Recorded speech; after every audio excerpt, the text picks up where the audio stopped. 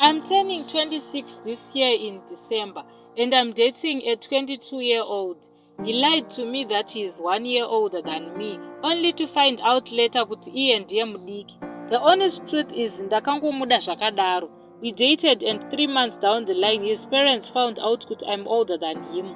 Vane tumari, so they told me kuti havandidi. Ndinoshandira pane imwe company of which they are the ones who own the land in a company. Pakazara vanhurume vakawandisa, and vari about 200.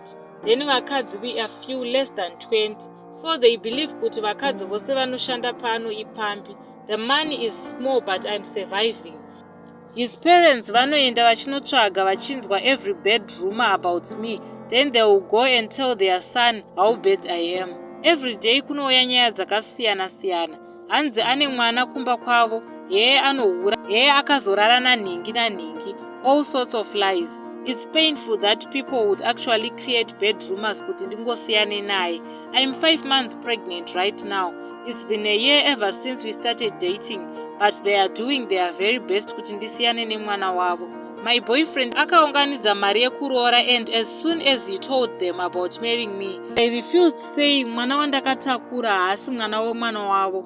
Madates emarooro akange atogadzirwa. My relatives vaive vakutotanga kuprepare, only to no avail. Mari yacho ndiyo yakabva yanoshandiswa kuma-DNA. They are using my past as an excuse, yet zvakawanda zvacho inhema.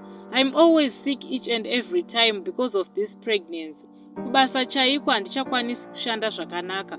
My boyfriend loves me very much, and I love him too. He has done his best to convince them kuti anoda ini, but they hate me. I understand our parents want the best from us, but hapana asina past yake. Right now I'm living pabasa.